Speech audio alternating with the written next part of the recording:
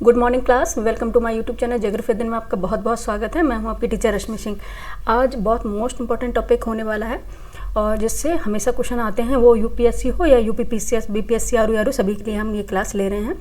तो जो टॉपिक पढ़ाने वाले हैं आज हम एक बच्चे ने कमेंट किया था कि उन्हें क्लाइमेट पढ़ना है। ठीक है, क्लाइमेट पढ़ना, तो इसलिए मैं आज आपको क्लाइमेट पढ़ाने वाली हूँ। और क्लाइमेट में भी इंडियन क्लाइमेट पढ़ाऊँगी। ठीक है, क्लाइमेट में भी इंडियन क्लाइमेट, जलवायु क्या है और भारत की जलवायु कैसी है, ये आज बताने वाले। क्योंकि ये जलवायु है, लेंथी टॉपिक है, तो ये 2 पार्ट में होगा। तो आज हम फर्स्ट पार्ट इसका लेके आए हैं जलवायु, आज उसको पढ़ाएंगे और सेकंड पार्ट कल करा देंगे। ठीक है, और उससे बनने वाले क्वेश्चन भी हम करा देंगे। ठीक है बच्चे, आप लोग ना तो लाइक कर रहे हैं ना सब्सक्राइब कर रहे हैं और पढ़ भी नहीं रहे हैं, क्योंकि आपको बताते चलें कि आरओ का जो एग्ज़ाम है वो अप्रैल में या मार्च में मार्च में तो मोस्टली नहीं हो पाएगा, अप्रैल में या मई में हो जाएगा। अप्रैल का सुन रहे हैं कि अप्रैल में हो जाएगा इसका, क्योंकि कमेटी गठित की गई। वो सब एक्चुअली है क्या, अभी कुंभ 26 फरवरी तक है शिवरात्रि। ठीक है, जब तक है उसके बाद वो तुरंत, जैसे कि पीसीएस की डेट निकाली थी वैसे ही इसकी डेट निकाल देंगे आरओ की। और जिसकी तैयारी रही होगी, जो अभी से कर रहा होगा उसका क्लियर हो जाएगा, और जो डेट के इंतज़ार में बैठा है तो उससे हम क्या ही बोलें। ठीक है, तो आप लोग पढ़ते रहिए और एग्ज़ाम हो जाएगा। और पीसीएस का रिजल्ट भी जल्दी आने वाला है। ठीक है, जिसका हो गया होगा मेंस में लगे होंगे पहले से, और बाकी जो ये सोच रहे होंगे एक बार आ जाए उसके बाद लगते हैं, तो 1-2 दिन में इसका भी रिजल्ट आ जाएगा। तो ठीक है, चलते हैं अपने आज के टॉपिक पे। आज का टॉपिक है क्लाइमेट। क्लाइमेट क्या है? ठीक है, काफ़ी बच्चों का ये था कि क्लाइमेट पढ़ना है। ठीक है, और वर्ल्ड ज्योग्राफी का उन्होंने कहा था कि वर्ल्ड मैपिंग करनी है, तो पहले हम बेसिक कंसेप्ट जिससे क्वेश्चन आते हैं तो वो बताना जरूरी है। तो आज चलते हैं अपने टॉपिक में। क्लाइमेट, क्लाइमेट क्या है, जलवायु क्या है?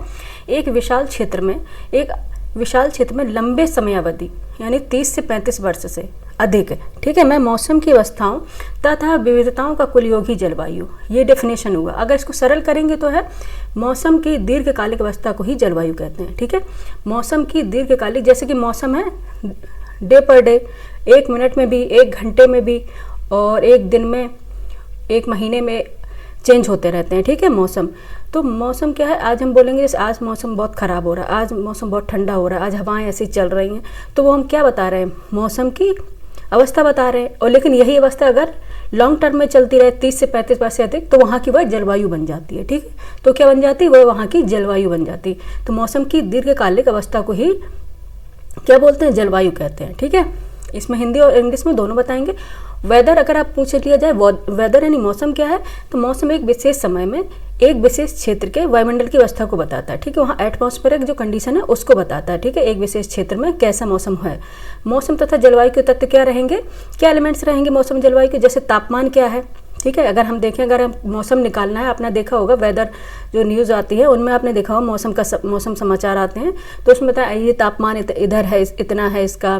ठीक है, और ह्यूमिडिटी इतनी है, ये सब बताते हैं। मौसम तथा जलवायु के तत्व क्या रहे, जैसे तापमान है, ये है, क्या तापमान है, क्या टेम्परेचर, कितना कम है या ज़्यादा। वायुमंडलीय दबाव यानी प्रेशर।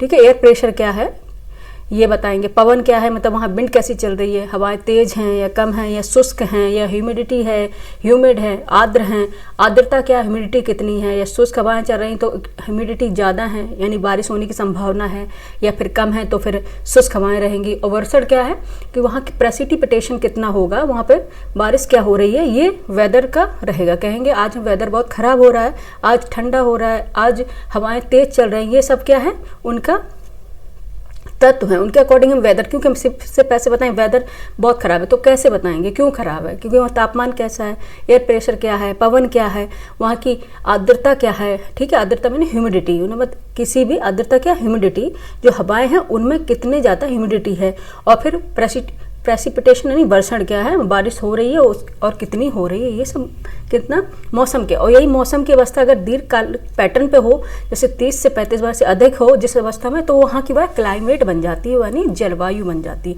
जैसे जलवायु के बारे में हम आपको बताएंगे कि हर प्रकार अलग अलग जलवायु पाई जाती है, जैसे कि शुष्क जलवायु होती है, यूरोपियन तुल्य जलवायु होती है, सवाना तुल्य, ये वर्ल्ड की जलवायु होती है, वहाँ के पर्टिकुलर क्षेत्र के अकॉर्डिंग निकाला जाता है, वो हम बाद में बताएंगे। लेकिन आज हम आपको पढ़ाएंगे इंडियन क्लाइमेट। ठीक है, तो क्लाइमेट क्या है? Climate is a long term pattern of weather in particular area और it's also defined as the average atmospheric condition of particular region over a considerable time period usually taken over 35 year. ठीक है, तो क्या climate is a long term pattern.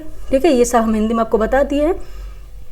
In particular area, ठीक है, क्या long term pattern है क्या particular क्षेत्र में, और it is also defined as the average और atmospheric condition of particular region over considerable time period usually taken over 35 years. ठीक है, नेक्स्ट इंग्लिश और हिंदी में दोनों बताएंगे। नेक्स्ट वेदर क्या है? Weather is a short term minute to month, मतलब चेंज होता है। शॉर्ट टर्म इसकी कंडीशन है वेदर की, 1 मिनट में भी चेंज हो सकता है। नेक्स्ट जैसे कि अभी रहेगा बादल छाए रहेंगे, अगर आप 1-2 घंटे बाद जाएंगे बादल छट जाएंगे, मौसम साफ हो जाएगा, तो कहेंगे अरे मौसम अब चेंज हो गया है। ठीक है, बोलेंगे कि मौसम अब चेंज हो गया है। तो weather is a short term minute to month होगा। Change in the atmosphere it include sunshine, rain, cloud cover, wind, hail, snow, sleet. Sleet मतलब अगर बारिश के साथ हेलिंग होती है तो उसे स्लीट बोलते हैं। ठीक है, रेन होगा, क्लाउड होगा, कवर होगा, विंड होगा, हेल मतलब हेलिंग किसे बोलते हैं? ओलों को। ठीक है, ओलों का गिरना ही हेलिंग। स्नो ये तो आप जानते होंगे, स्लीट एंड और भी अदर। ठीक है, ये आ गया ये जलवायु में। ठीक है, एक पर्टिकुलर मौसम की दीर्घकालिक अवस्था जिस क्षेत्र में पाई जाएगी तो वह हो जाएगी वहाँ की क्लाइमेट। ठीक है, वेदर का है ये मौसम के तत्व हैं जैसे तापमान, वायुमंडलीय दाब, पवन, आर्द्रता, वर्षण, ये। ठीक है, नेक्स्ट चलेंगे। अभी इसमें हमने फिगर भी बनाया है, डायग्राम भी बनाया, उसके अकॉर्डिंग भी हम आपको समझाते चलेंगे। विश्व के अनेक जलवायु प्रदेशों में बांटा गया। ठीक है, जैसे हम अभी बता रहे थे, विश्व को अनेक जलवायु प्रदेशों में क्लाइमेटिक क्षेत्र में बांटा गया है। ठीक है, जैसे कि अलग अलग देशों में अलग अलग जलवायु पाई जाती है। जैसे भूमध्य सागरीय जलवायु आपने सुनी होगी मोस्टली, चाइना तुल्य जलवायु, यूरोपीय जलवायु एंड सवाना तुल्य जलवायु, ये सब होंगी। तो ये प्रदेश की अलग अलग वर्ड की जलवायु होंगी। ठीक है, ये हम बाद में आपको बताएंगे। आज हम आपको पढ़ाने वाले इंडियन क्लाइमेट। ठीक है, भारत की जलवायु को उष्णकटिबंधीय मानसूनी जलवायु कहते हैं। ये भी हमें डायग्राम में बताया, डायग्राम बनाया, उसमें हम बताएंगे आपको। पहले हम रीड आउट कर लेते हैं। भारत की जलवायु को उष्णकटिबंधीय मानसूनी जलवायु कहते हैं। ठीक है, इसका रीजन क्या है अभी बताएंगे। मानसून शब्द की उत्पत्ति, अगर मानसून की बात की जाए, मानसून शब्द की उत्पत्ति और रीजन कैसे हुई? अरबी शब्द मौसम से हुई है। ठीक है, अरबी लैंग्वेज का जो शब्द है उस मौसम से हुई, जिसका शाब्दिक अर्थ होता है मौसम। ठीक है, जिसका शाब्दिक अर्थ क्या होता है? मौसम। मानसून का अर्थ क्या है? एक वर्ष में 2 बार अरे आज पता नहीं गले में खराश हो रही। मानसून का अर्थ है एक वर्ष में 2 बार, यानी कि एक वर्ष में 2 बार वायु की दिशा में ऋतु के अनुसार परिवर्तन। ठीक है, अगर मानसून मानसून उस पर्टिकुलर क्षेत्र में होगा जहां एक वर्ष में ऋतु के सीजन के अनुसार वहां के विंड के डायरेक्शन में चेंज होगा। ठीक है, मानसून का अर्थ एक वर्ष में 2 बार वायु की दिशा में ऋतु के अनुसार परिवर्तन होगा, अर्थात होगा ऋतु के अनुसार वायु की दिशाओं में परिवर्तन होगा। ठीक है, क्या होगा? ऋतु के अनुसार वायु की दिशाओं में परिवर्तन होगा, डायरेक्शन चेंज हो जाएगा अकॉर्डिंग सीजन के। ठीक है, तो वो कौन सी जलवायु होगी? वहाँ मानसूनी जलवायु होगी। मानसून पवने वे पवने हैं जिनकी दिशा, अगर आपसे पूछा जाए मानसून पवने क्या है।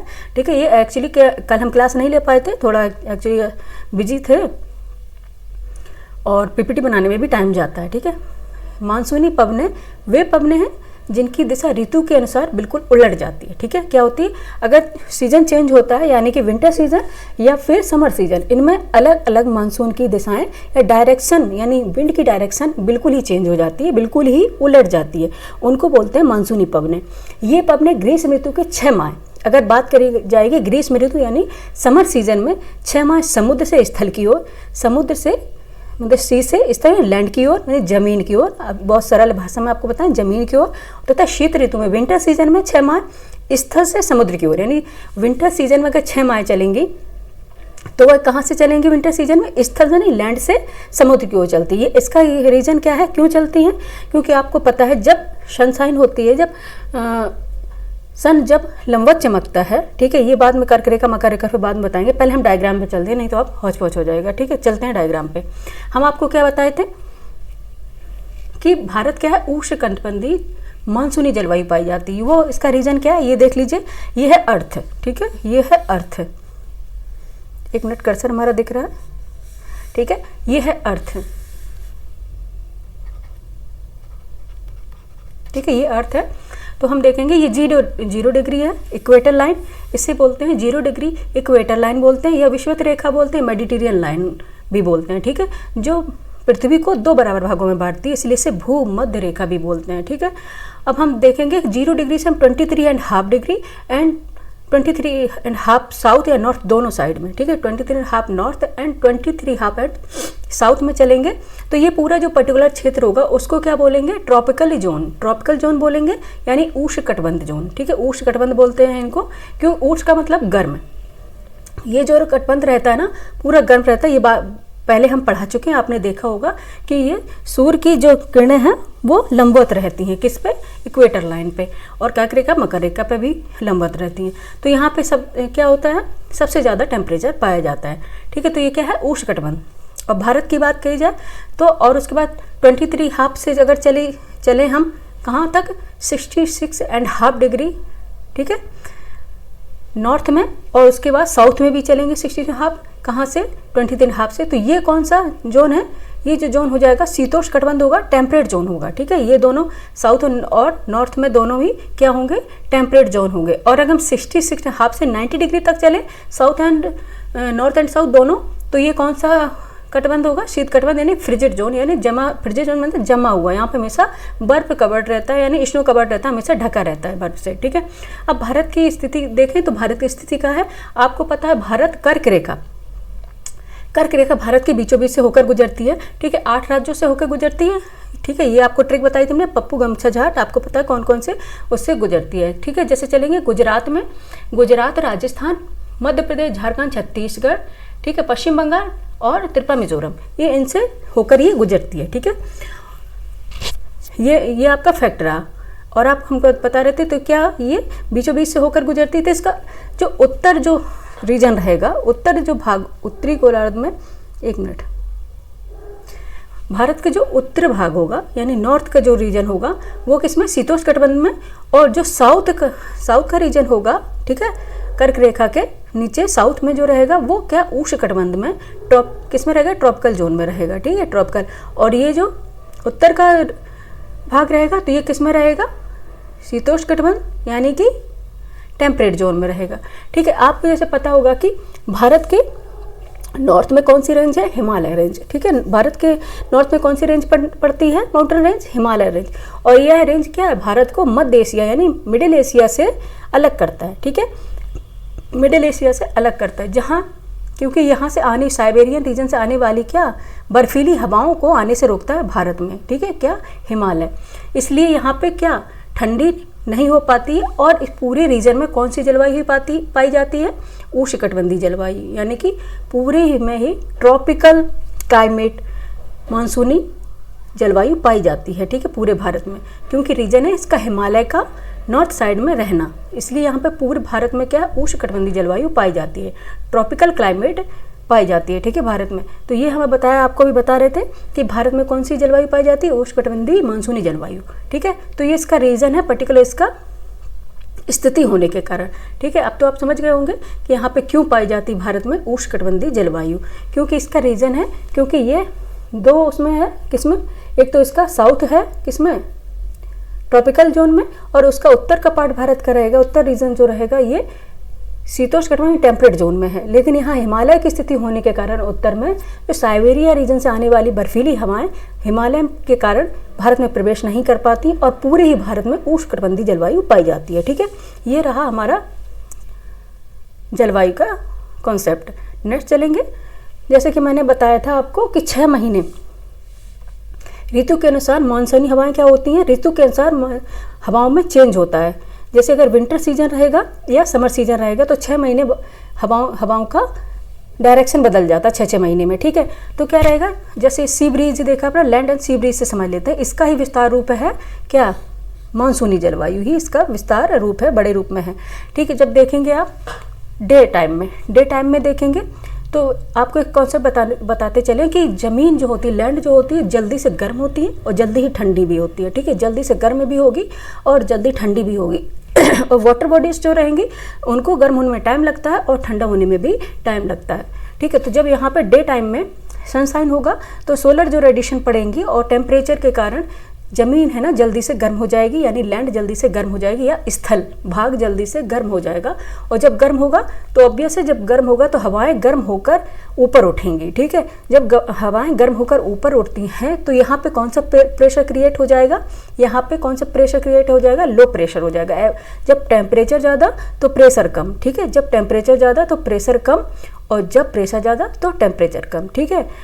तो ये देखेंगे यहाँ पे क्या कौन सा प्रेशर क्रिएट हो जाएगा, लो प्रेशर। एक मिनट,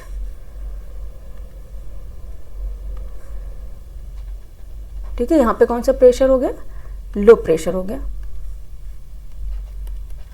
ठीक है। और यहाँ पे कौन सा रहेगा, जो समीर ये सॉरी सी, या इनको बोलेंगे जली भाग होगा, या वाटर बॉडीज जो रहेंगी, तो यहाँ पे हाई प्रेशर होगा, ठीक है।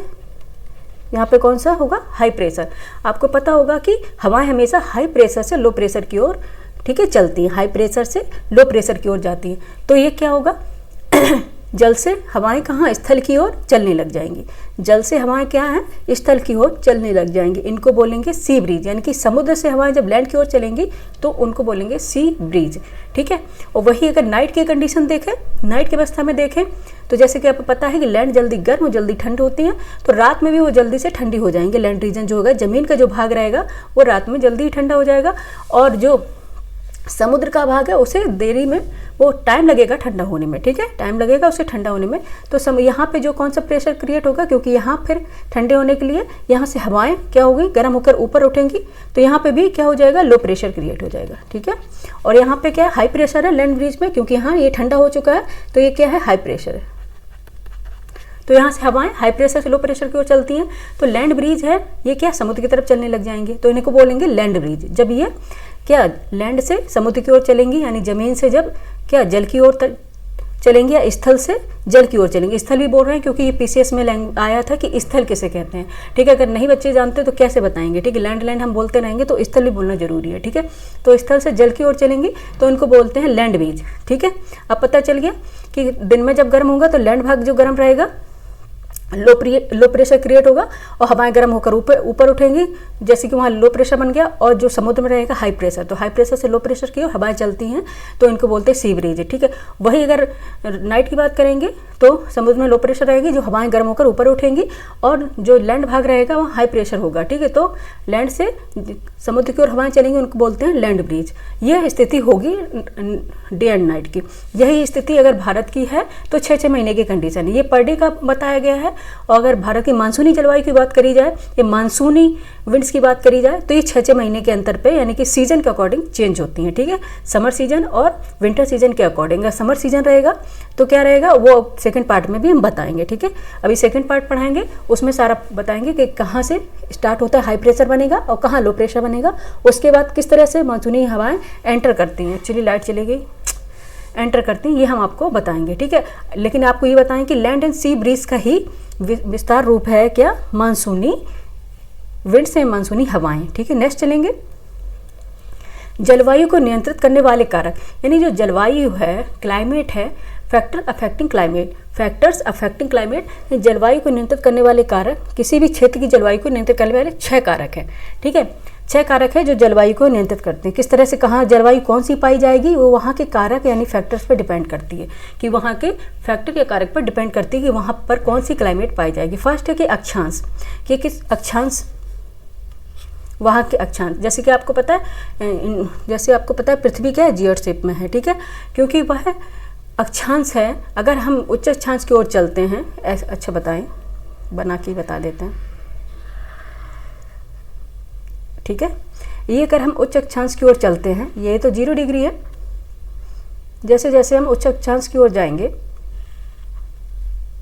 इक्वेटर से, तो क्या होगा, टेम्परेचर कम होता जाएगा, ठीक है, टेम्परेचर कम होता जाएगा, ठीक है। ये नॉर्थ पोल हो गया, ये साउथ पोल हो गया, ठीक है, ये इक्वेटर है, ठीक है। तो जैसे जैसे अगर हम 0 डिग्री से, यानी कि निम्न अक्षांश, इन्हें निम्न अक्षांश बोलते हैं, लो लैटिट्यूड, ठीक है। ये मत समझ लेना, कई बार निम्न अक्षांश लोग सोचते हैं कि निम्न अक्षांश है तो वहाँ टेम्परेचर भी कम होगा। नहीं, निम्न अक्षांश से 0 डिग्री, यहाँ पे टेम्परेचर अधिक पाया जाएगा। ठीक है, टेम्परेचर अगर हम एरो लगा देते हैं ये अधिक पाया जाएगा। ठीक है, और अगर जैसे हम 0 डिग्री से उच्च अक्षांश की ओर चलेंगे, यहाँ 90 डिग्री। ठीक है, तो वैसे वैसे ही क्या है, टेम्परेचर कम होता जाता है क्योंकि यहाँ पे प्रेशर अधिक है। ठीक है, टेम्परेचर कम होता जाता है। ठीक है, अच्छा, ऊंचाई बढ़ने के साथ, जैसे कि ऊंचाई बढ़ते हैं, ये तो बाद में बताएंगे ऊंचाई के बाद साथ। अच्छा ठीक है, अक्षांश का बता रहे थे अभी। ठीक है, तो क्या कहेंगे, तो यहाँ की क्लाइमेट किस पर डिपेंड करेगी, अक्षांश पर भी, मोस्टली अक्षांश पर भी डिपेंड करती है, क्योंकि अगर कहाँ पे टेम्परेचर कम है, कहाँ पे ज़्यादा है, ठीक है, उस अकॉर्डिंग वहाँ पे विंड डायरेक्शन होगी, उस तरह से वहाँ हवाएं चलेंगी, तो वो भी क्या है, जलवायु को कंट्रोल करेंगे, जलवायु का एक कारक होंगी। ठीक है, नेक्स्ट चलेंगे। अब बता दिया ना कि निम्न अक्षांश से टेम्परेचर ज़्यादा होगा, जैसे हाई अक्षांश चलेंगे तो यहाँ पे उच्च अक्षांश लिख देते हैं, हाई लैटिट्यूड,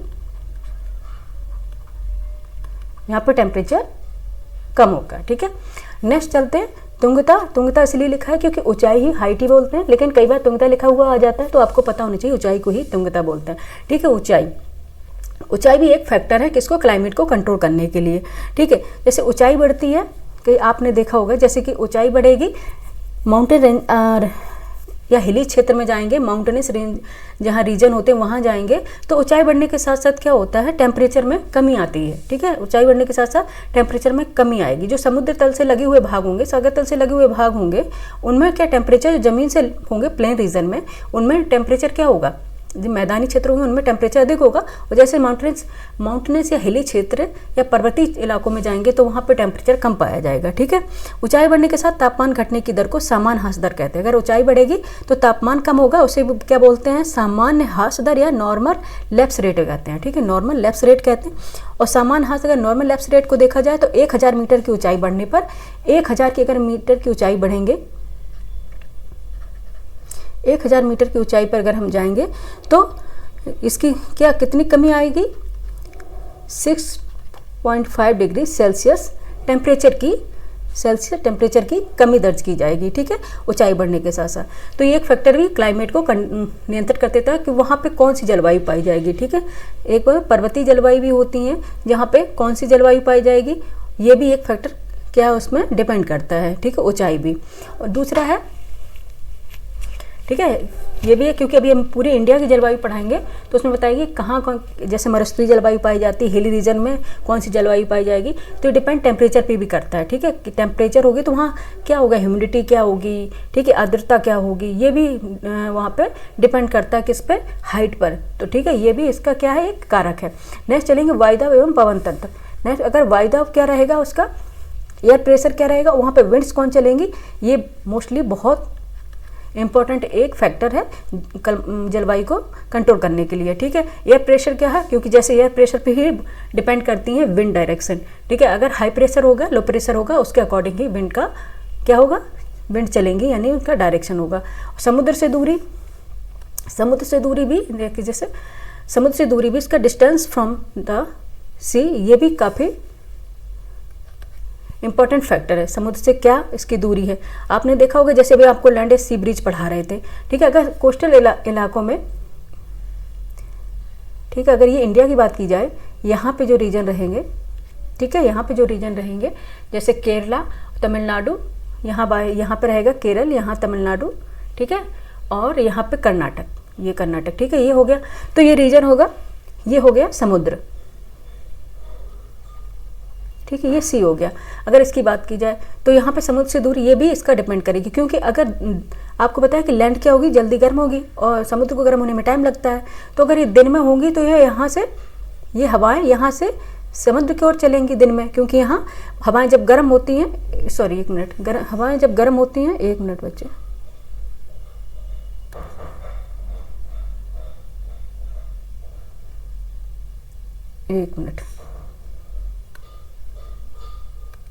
एक मिनट बैक में जाएंगे, आपको क्या बता रहे थे, यहाँ पे देखो।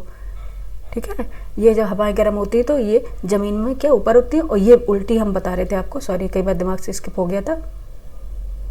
ठीक है, ये हो जाता है। जब हवाएं गर्म होंगी, ये लैंड भाग जब जल्दी गर्म, तो हवाएं गर्म होकर ऊपर उठेंगी, ठीक है। यहाँ पे क्या कौन सा प्रेशर हो जाएगा, लो प्रेशर, और इस समुद्र में रहेगा हाई प्रेशर, ठीक है, HP। तो यहाँ से हवाएं क्या चलने लग जाएंगी, स्थल की ओर, ठीक है, जल से स्थल की ओर चलेंगी हवाएं, ठीक है, जल से स्थल की ओर चलेंगी हवाएं। और वही बात अगर नाइट की कर दी जाए तो क्योंकि यहाँ पे ये जल्दी ठंडा हो जाता है, ठीक है, और इसको देर में, तो यहाँ हवाएं गर्म होकर ऊपर उठेंगी, यहाँ हो जाएगा लो प्रेशर और यहाँ फिर हाई प्रेशर होगा, तो यहाँ से हवाएं फिर इधर स्थल से समुद्र की ओर चलेंगी। यह क्रिया डे नाइट चलती रहती है। तो ये क्या है, समकारी प्रभाव अफेक्ट करती, मतलब कि ना ज़्यादा ये कोस्टल जो रीजन होते हैं ना ज़्यादा गर्म हो पाते हैं और ना ही ज़्यादा ठंडे हो पाते हैं। तो यहाँ की अगर आप जाएंगे ना कर्नाटका या तमिलनाडु या केरल साइड, ठीक है, वहाँ उमस भरी वो रहती है, उमस भरी गर्मियाँ रहती हैं कि ना ज़्यादा ठंड तो वहाँ कभी पड़ती ही नहीं है, ठीक है, ठंड तो वहाँ कभी पड़ती ही नहीं। तो क्या रहता है, ना ज़्यादा गर्म ना ज़्यादा ठंडा, क्योंकि ये किसका फैक्ट रहता है, समुद्र का फैक्ट रहता है, समुद्र से दूरी। तो ये जलवायु को काफ़ी हद तक कंट्रोल करेगी, ठीक है। नेक्स्ट चलेंगे महासागरीय धाराएं। अगर महासागरीय धाराएं की बात करें, ये हम अभी ओशियन करंट नहीं पढ़ाए आपको, ठीक है, अभी जस्ट ये कंप्लीट कराएंगे फिर पढ़ाएंगे।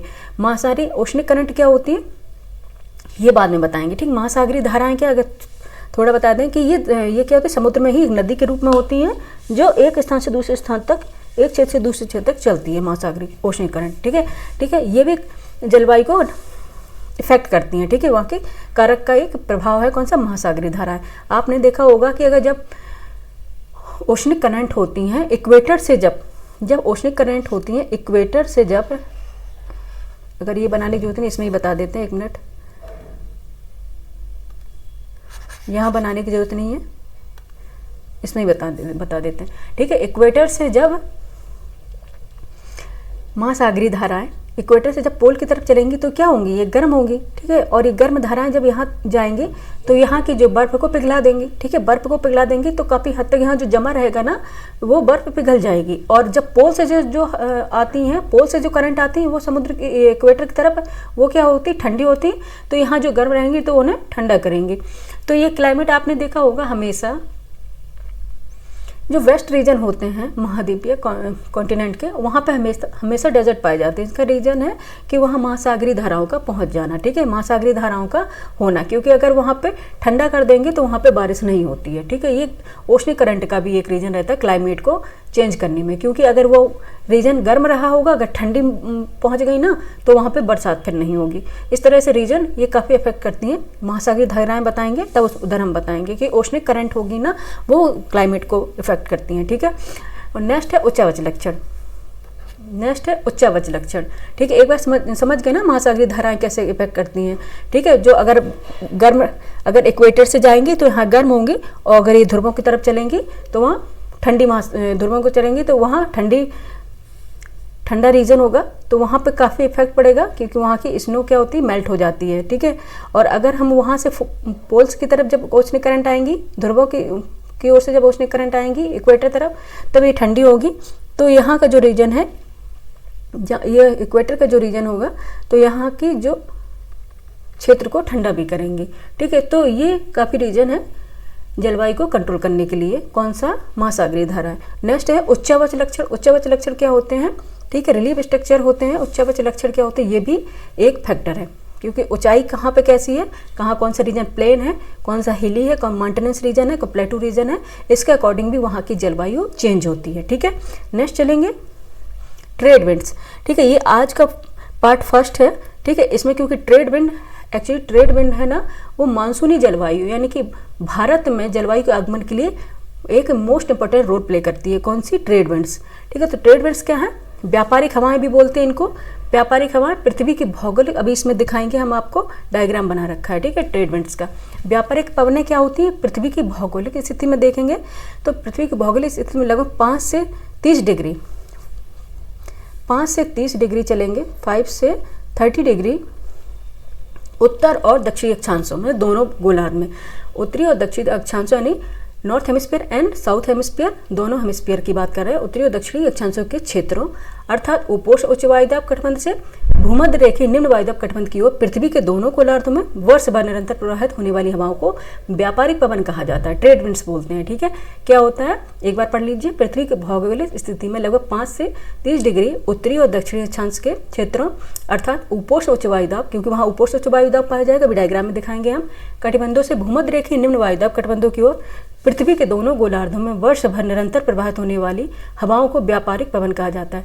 ठीक है, क्योंकि ये वर्ष भर चलती हैं, ठीक है, वर्ष भर चलती है, कभी रुकती नहीं, तो उनको क्या बोलते हैं, व्यापारिक पवन कहा जाता है। व्यापारिक पवन क्यों कहा जाता है, क्योंकि एंशिएंट काल में अगर बात की जाए, पालयुक्त जो जलयान आते थे, पालयुक्त जो जलयान आते थे, ठीक है, यहाँ व्यापार करने के लिए उनको इस क्षेत्र में आने के लिए क्या होते हैं, इन काफ़ी सुगमता होती थी इन क्या विंड्स के डायरेक्शन से। ठीक है, तो इसीलिए इनका नाम क्या रख दिया, एक मिनट रुकिए बच्चे।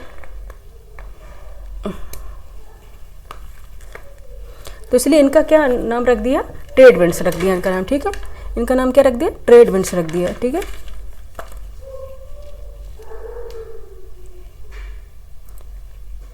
क्या होता है, ये नियमित दिशा में चलती है। नियमित दिशा के कारण प्राचीन काल में, क्योंकि हमेशा चलती रहती है तो नियमित इनकी क्या रहती है, डायरेक्शन रहती है। तो प्राचीन काल में व्यापारियों के पालयुक्त जलयान होते थे ना, पालयुक्त इस तरह से कपड़ा लगा हुआ आपने देखा होगा, पालयुक्त जलयानों में संचालन पर्याप्त सुविधा मिलने के कारण इसका नाम का व्यापारिक पवन कर दिया गया है। ठीक है, कि इनको व्यापारिक पवन कर दिया गया। इनकी डायरेक्शन क्या है,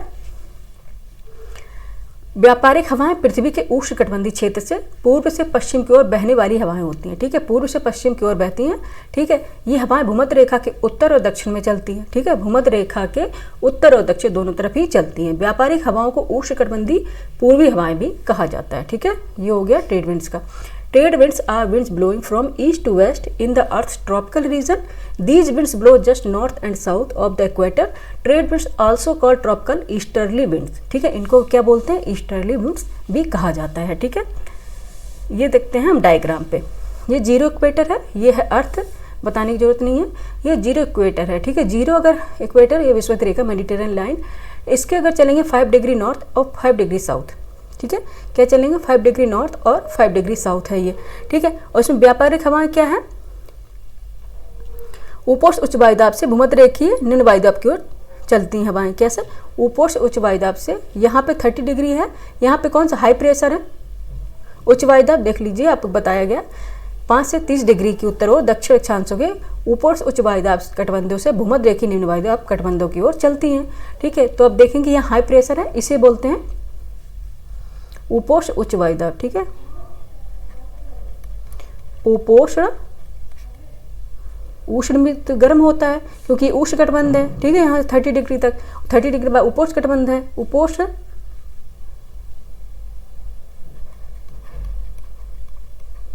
उच्च वायुदाब।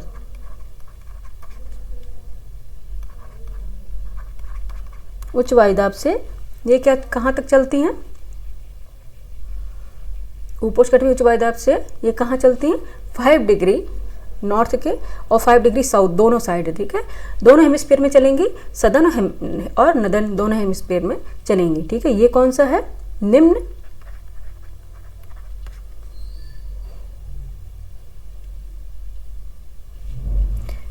इसमें चलते निम्न वायुदाब क्षेत्र की ओर। ठीक है, निम्न वायुदाब,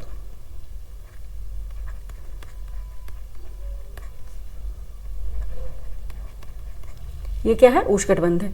ठीक है, और यहाँ पे निम्न वायुदाब रहेगा, ये उपोष्ण कटिबंध उच्च वायुदाब रहेगा। ठीक है, ये उपोष्ण कटिबंध उच्च वायुदाब से निम्न वायुदाब क्षेत्र की ओर चलती हैं। देख लिया आपने, ये चल रही हैं, डायरेक्शन इनका। कलर चेंज कर लेते हैं, कलर लेंगे हवाओं का, कौन सा कलर ले लेते हैं जो आपको अच्छे से दिखे, रेड ही रहने देते हैं क्योंकि और कलर इसमें दिखेंगे भी नहीं।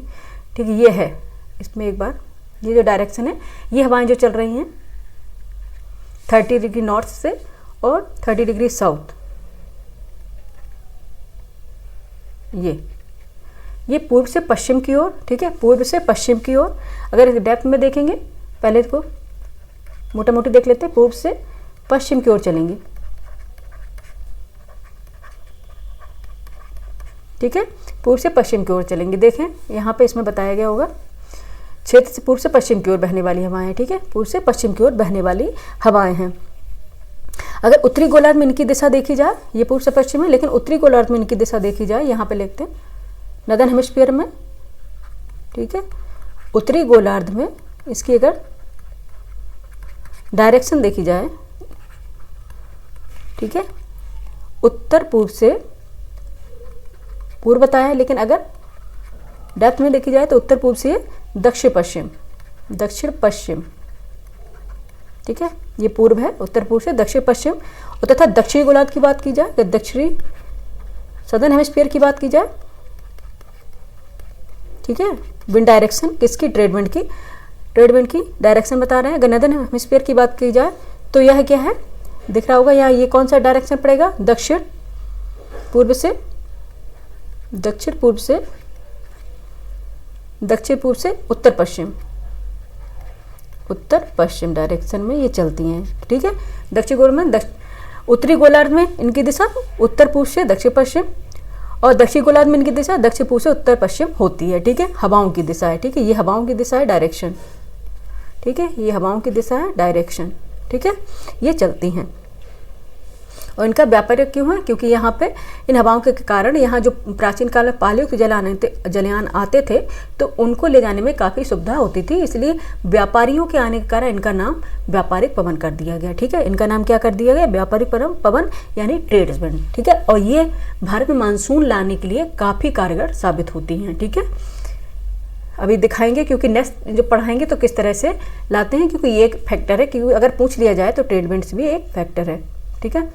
नेक्स्ट चलें, जेट स्ट्रीम। जेट स्ट्रीम क्या है, जेट प्रवाह क्या है, ये मोस्ट इंपॉर्टेंट है और कई बार पूछा गया है, ठीक है।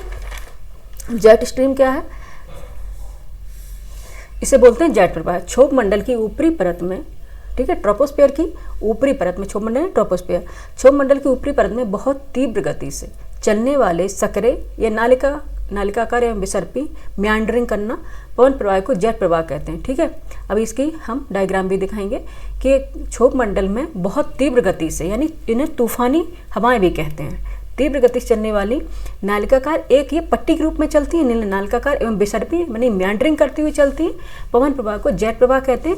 यह 9 से 18 किलोमीटर की ऊंचाई पर पश्चिम से पूर्व की ओर प्रवाहित होती हैं, ठीक है। इनका डायरेक्शन क्या रहता है, ये ईस्ट, वेस्ट टू ईस्ट चलती हैं और प्रवाहित होती हैं, ठीक है। यह उत्तरी गोलार्ध में, यह दोनों गोलार्ध में पाई जाती है, ठीक है, ये हम बताएं, ये दोनों गोलार्ध में ही चलती हैं, ठीक है। जेट स्ट्रीम कई प्रकार की जेट स्ट्रीम पाई जाती है, लेकिन परंतु उत्तरी गोलार्ध में अधिक शक्तिशाली होती हैं, ठीक है। यह उत्तरी गोलार्ध में अधिक शक्तिशाली होती है। The jet stream is fast blowing air current speed in system in the upper atmosphere 9 to 18 kilometre, it's maximum speed is up to 340 kilometre per hour, ठीक है। इनकी क्या होती है स्पीड, 340 किलोमीटर प्रति आवर होती है, ठीक है, इनकी स्पीड। तो ये सोच लीजिए कितनी ये स्पीड में होंगे। इनको क्या बोलते हैं, इनको बोलते हैं साइक्लोनिक विंड्स भी बोलते हैं, यानी कि तूफानी हवाएं भी बोलते हैं इनको, ठीक है, जेट स्ट्रीम को, ठीक है। और जेट स्ट्रीम ने अभी दिखा रहे हैं हम आपको, ये बताएं जेट स्ट्रीम ने क्यों कहा गया, ये देख लीजिए, ये देख रही हैं पोलर जेट स्ट्रीम है, ये पोलर जेट स्ट्रीम है, मैंने कहा ना बहुत टाइप की जेट स्ट्रीम होती हैं। ये सब ट्रॉपिकल जेट स्ट्रीम है, ये इक्वेटर एयर मास है, ये तो है, ये सब ट्रॉपिकल जेट है, और ये पोलर जेट है, ये दोनों ही गोलार्ध में चल रही है ना, ठीक है। यहाँ पे है पोलर तो यहाँ भी चलेंगी, यहाँ पे सब ट्रॉपिकल यहाँ भी चलेंगी और यहाँ भी चल रही है, ये इक्वेटर दिखाया गया आपको, ठीक है। तो ये क्या पश्चिम से पूर्व की ओर चल रही हैं, यहाँ पे भारत में पश्चिम से पूर्व की ओर चल रही हैं, ठीक है। ये भारत में पश्चिम से पूर्व ओर की ओर चलने का क्या है, ये रीजन मात्र एक है कि यहाँ पे देखेंगे आप भूमध्य रेखा है, एक मिनट, मेडिटेरियन लाइन है, भूमध्य सागर, अच्छा, या कोई अगर हमने मैप बनाया हो तो उसमें बता देते हैं, ठीक है। यह भूमध्य सागर है, ये वाला देखो यहाँ पे जो रहेगा, ये है भूमध्य सागर, मेडिटेरियन सी, ठीक है। और यहाँ पे होता है तिब्बत, ये है तिब्बतन प्लेटू। तो ये क्या होता है ना, गर्मियों में जो तिब्बत का पठार होता है, तिब्बतन प्लेटू होता है, अधिक टेम्परेचर होने के कारण ये जल्दी गर्म हो जाता है और यहाँ से हवाएं क्या होती हैं, गर्म होकर ऊपर उठती हैं, ठीक है, गर्म होकर ऊपर उठती हैं। तो यहाँ पे क्या हो जाता है, लो प्रेशर क्रिएट हो जाता है। और ये मेडिटेरियन जो सी है, यहाँ पे क्या रहता है, हाई प्रेशर रहता है, क्योंकि आपको पता है कि ना जो वाटर होता है ना उसको गर्म होने में टाइम लगता है और ठंडा भी हो टाइम से ये होता है, ठीक है। तो यहाँ से ये हवाएं चलने लग जाती हैं जेट स्ट्रीम, और बहुत तेज़ गति से चलती हैं, मेंडरिंग करती हुई चलती हैं, क्योंकि इनकी स्पीड इस तरह से मेंडर करती हुई चलेंगी, ठीक है। ये तो इनको क्या बोलते हैं, जेट स्ट्रीम बोलते हैं, ठीक है। क्या बोलते हैं इनको, जेट स्ट्रीम बोलते हैं। इनका रीज़न है, ठीक है, अगर एक विंड है, इनका रीज़न है मानसूनी हवाएं जो भारत में पाई जाती हैं, इनका रीज़न ये है कि यहाँ इसके कोस्ट जो एरिया है वहाँ पे वाटर बॉडीज रहती हैं, यानी जल पाया जाता है। अगर इसके आसपास ये जल नहीं पाया जाता तो यहाँ पे मानसूनी क्लाइमेट भी नहीं पाई जाती, ठीक है। ये रीज़न है। तो ये कौन सी है, जेट स्ट्रीम। जेट स्ट्रीम इनमें क्यों कहा जाता है, वास्तव में बताते चले कि जेट स्ट्रीम की खोज जो द्वितीय विश्व युद्ध हुआ था, द्वितीय विश्व युद्ध के, एक मिनट यहाँ लिख देते हैं, द्वितीय विश्व युद्ध हुआ था, सेकेंड वर्ल्ड वॉर हुआ था, ठीक है, द्वितीय विश्व युद्ध में की गई थी, ठीक है। द्वितीय विश्व युद्ध में इनकी खोज की गई थी। जो अमेरिकी बम वर्षक विमान थे, जेट विमान, ठीक है, जो लड़ाकू विमान होते हैं उनको क्या बोलते हैं, जेट विमान ही कहते हैं, फाइटर प्लेन बोलते हैं ना, जेट विमान, ठीक है। वो जापान की ओर जा रहे थे, उड़ान भर रहे थे, तो उन्होंने देखा कि जब वह वहाँ से जब से उड़ान भरते हैं, जब वो जाते हैं पूर्व से पश्चिम से पूर्व की ओर, ठीक है, जब वो जाते हैं पश्चिम से पूर्व की ओर, याद रखना, जब वो जाते हैं पश्चिम से पूर्व की ओर, वेस्ट टू ईस्ट, ठीक है, वेस्ट टू ईस्ट जाते हैं, तो उन्हें जेट प्लेन को चलाने में सुविधा होती है और आसानी से चले जाते हैं, कोई दिक्कत नहीं होती। लेकिन जब वही फाइटर प्लेन यानी जेट विमान ईस्ट से वेस्ट की तरफ आते हैं, जब ईस्ट से पूर्व से पश्चिम की ओर लाते हैं उनको, तो उन्हें बहुत असुविधा